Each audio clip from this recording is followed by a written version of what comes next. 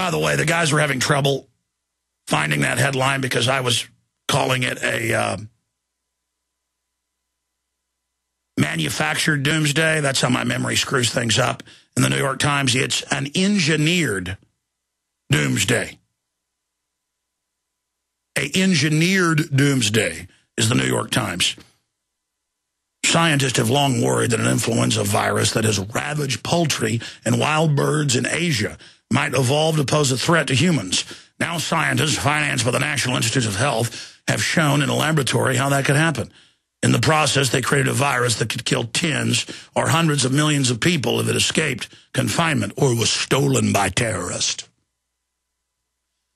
Gee, standing ovations for Dr. Peter Singer, Dr. Eric Pianka, and countless others at top academies of science events that have been covered in the news. When they talk about releasing an airborne weapon to reduce the population, they get standing ovations. Who do you think are eugenicists? Who do you think the system chooses to give the PhDs and doctorates in this? Why don't you, wherever you live near a major university, go sit in on Dr. Eric Pianka, 5 miles from where I sit. He has classes. You can go sit in them. And go in there and stop him after class and ask him if 90% of us should be killed. And then find out where his graduate students are working. They're working in BioShield. They're working on this.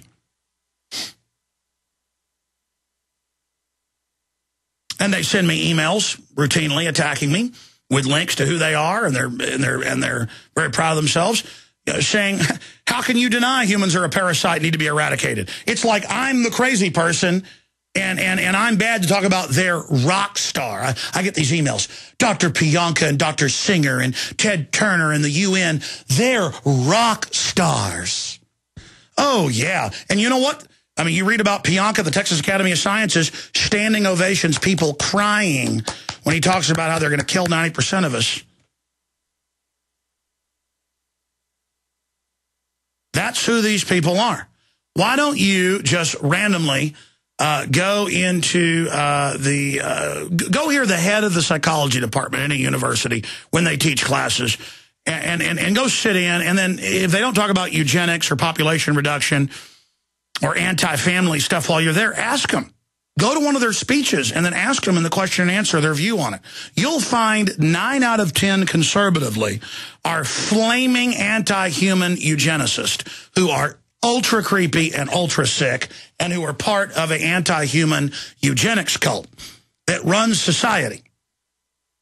And all of the psychological warfare and the propaganda and the obsession with celebrities, all of it, they admit in hundreds of published books by them, is completely manufactured and fake and designed to screw you up and designed to take away your basic survival instinct. So I want to talk about 2012. I don't think it's the end of the world because the winged serpent that the Mayans worship said so. By the way, the Mayans didn't even say that. It's a new age, they believed, a new hearth. The fire is put out, and a new hearth is ignited. So they believe a sun is going to be turned off and turned back on. What do you want to guess that December 25th or whatever it is, what's the date it's supposed to all end this year? December 27th? December 21st, okay. I started a film years ago about it and just decided not to even release it. It was super powerful, would have made a ton of money, but I don't even care about making money. I am going to probably do like a 30-minute special report, though, with a powerful title and just put the stinking thing out for free. But if I don't charge, though, it won't get 20 million views. See, if I charge for it for a month or so and then release it, it'll get 20 million views. If I give it away, it'll get 1 million. People don't appreciate stuff that's for free. Don't ask me why. I guess because usually in life, there's no such thing as a free lunch. But see, I'm trying to stop an engineered doomsday. So I guess it isn't a free lunch. It's self-preservation. I don't want my kids dying when the globalists who are all obsessed with killing us release this stuff. Airborne weaponized smallpox, airborne weaponized mousepox, airborne weaponized Ebola, airborne weaponized hemorrhagic fever, airborne weaponized variants of bird flu, on and on and on.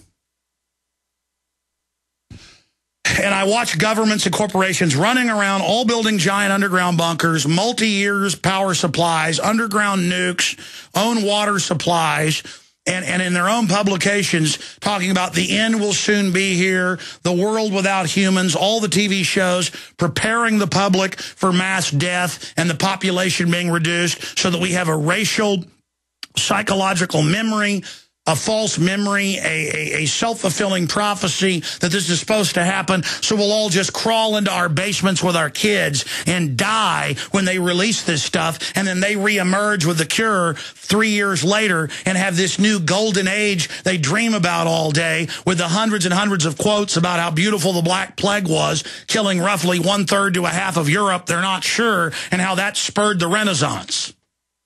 It spurred the Renaissance because the elite got wiped out. And there weren't all these total monopolies anymore. It screwed up feudalism. And people had to pay for valuable services more. I mean, they're always glorifying the Black Plague since the time of Malthus. And from an economics view, they don't even know why the Black Plague caused a giant renaissance. Because the farmer people and the wives' tales were practicing witchcraft, which was eating garlic and other herbs. And they were hiding out in the woods and knew what was killing them, while the elite stayed in the cities and died.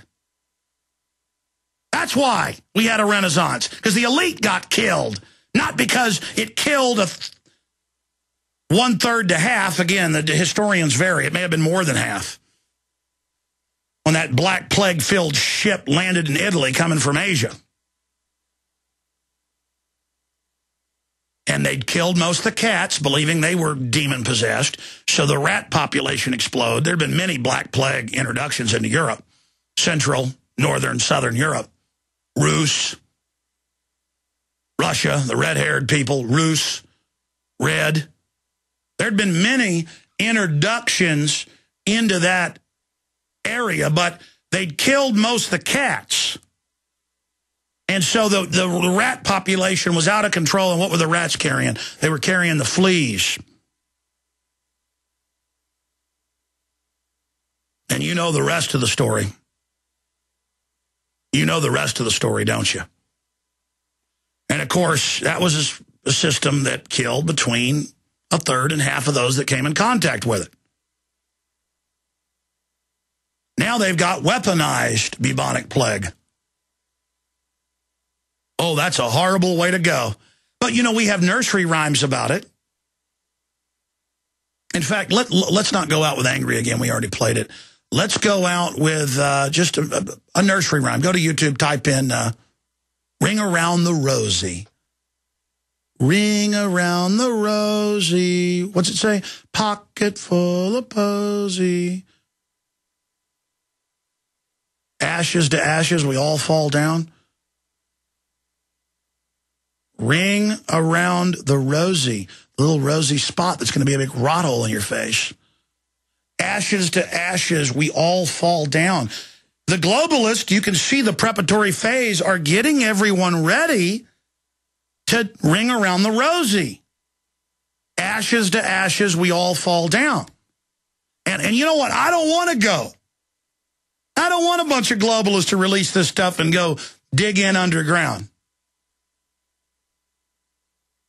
And all these shows on History Channel, Discovery Channel, PBS, on the end caps at grocery stores, you know, the audio book about the world after humans and how beautiful it's going to be and how great it's going to be. I mean, I don't like these psychos flaunting it in front of my face like I'm too stupid to hear what they're saying. No, I got you. Roger, Roger.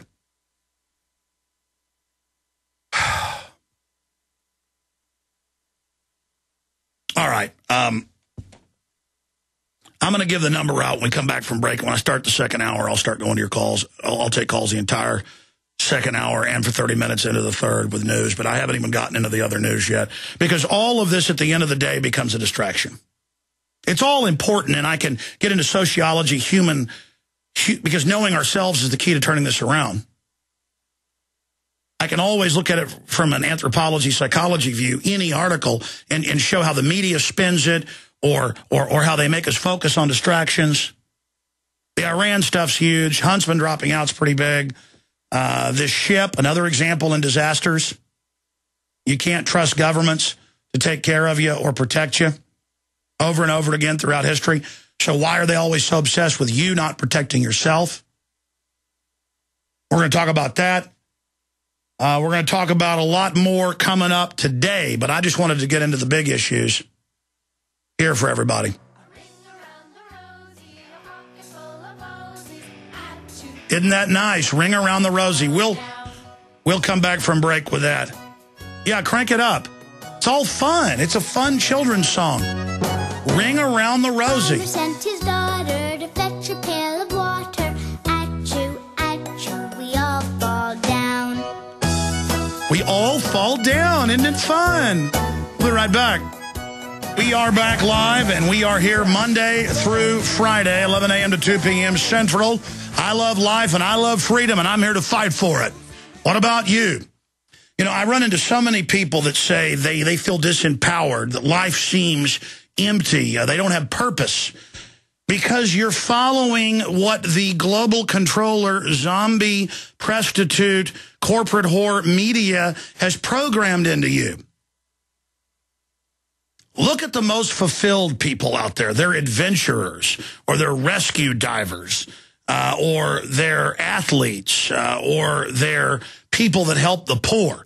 Why do you think so many wealthy people throughout history give away everything and go to Africa to be in bug-infested areas to help poor people? Because that's what fulfills them, not because they're goody two-shoes, but because that's what fills their soul.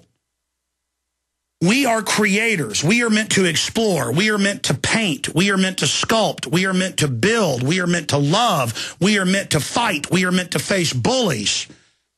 I am so fulfilled. I have so much energy that I hate myself because my life is so good, so wonderful, and isn't 1/10 of my potential.